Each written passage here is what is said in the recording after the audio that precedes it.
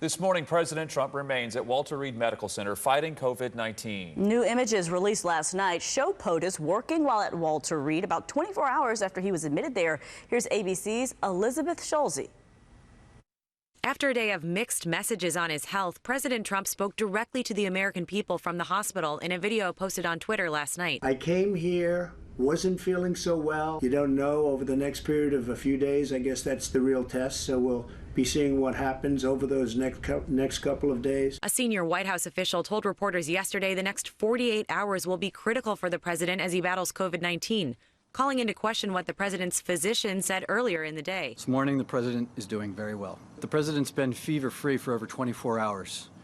We remain cautiously optimistic, but he's doing great. The White House physician repeating in a memo last night the team is cautiously optimistic on the president's health, but adding he's not yet out of the woods. The physician declining to say if the president had ever received supplemental oxygen.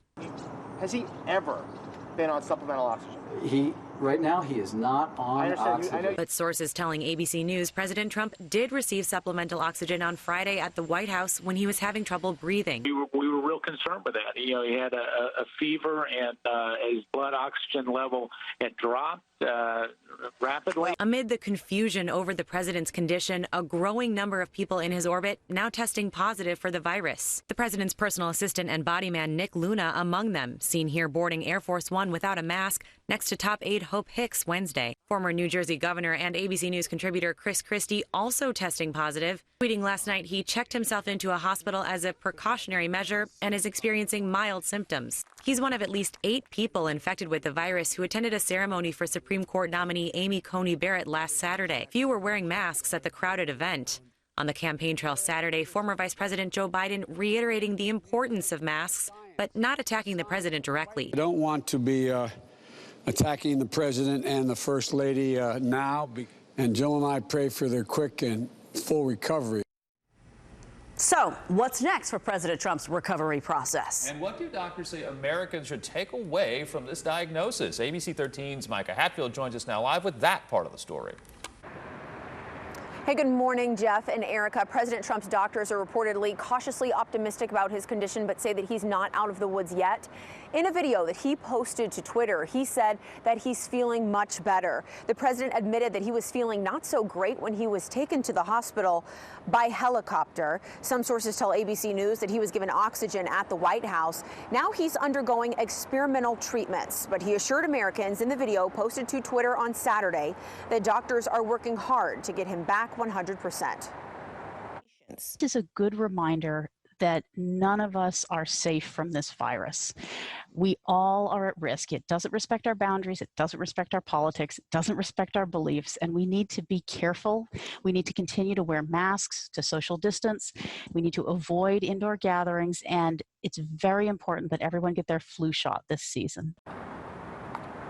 And we've also learned that Nick Luna, the director of Oval Office operations and President Trump's body man, who's with him everywhere he goes, has also tested positive for COVID-19. And we could see more positive cases coming out of the White House because Luna is married to a White House aide. In the Texas Medical Center, Micah Hatfield, ABC 13 Eyewitness News. Micah, thank you. Like Dr. Yancey said, there is real concern about the possibility of COVID-19 and the flu running rampant across the U.S. this winter. Health experts say there are a couple of reasons for that. First, as case counts have come down in some states, people are being less careful and vigilant. Second, people will be inside together more often, probably a lot with the weather. And third, with the overlap of the flu and COVID-19, it won't be easy to differentiate the respiratory-borne diseases. Or we work together and follow those important safety protocols. Wear a mask, watch your distance, wash your hands. Follow the recommendations from public health because you don't know where it's coming from. A recent projection showed if 95% of Americans did what they were recommended to do and wore masks in public, about 100,000 lives could be saved by January 1st. Now to the latest on the impact of the pandemic in our area. This shows new combined data from the Houston and Harris County Health Departments. You can see an uptick in the number of new cases reported each day. There were 426 cases combined reported yesterday. The last time the city and county came close to that number was 421 back on September 21st, which is about 2 weeks ago. Congresswoman Sheila Jackson Lee hopes President Trump's positive test serves as a wake-up call for more people to take advantage of free testing sites in our community. We open these sites for people. And the only way that we knew what happened in Washington was they got tested. And if they had not gotten tested, then the community spread would go on and on and on. If you need to get tested for COVID-19, a huge site will be open once again today at Minute Maid Park. The site features 8 drive-through and 4 walk-up testing lanes, and it is open from 8 a.m. this morning until 4 o'clock in the afternoon. The Minute Maid Park site can test up to 2,000 people a day. New this morning, a man was shot in the neck by a stray bullet after an apparent road rage incident in Southwest Houston. Police say the victim had gone outside to meet with a friend about 9 last night on Forum Park. That's near Spring Branch. At the time, a pickup and Nissan sedan drove by. Investigators say the pickup forced the Nissan to drive up onto the sidewalk as they turned onto Forum Park, and then this happened. The Nissan Altima started to chase the pickup truck northbound on Forum Park. The Nissan Altima began shooting at him. One of the stray bullets struck the complainant while he was walking on the sidewalk in the neck. That man was taken to the hospital and thankfully is expected to be okay. Police say both vehicles drove off. They're now asking anybody with any information to call Crime Stoppers. All right, well, there's one final push to get people registered to vote before tomorrow's deadline. The deadline is tomorrow. This weekend, Houston Mayor Sylvester Turner crisscrossed the city, stopping at voter registration drives like this one at Esther's Soul Food in Northwest Houston. He says voter turnout is usually low in Texas, especially in minority communities, and he hopes that this year that will change. We have seen people by the thousands that have marched, demonstrated, and protested for reform, social justice reform, and racial inequity, against racial inequities. But now this is the point in time in which you take those marches, demonstrations, and protests, and you proceed to the ballot box.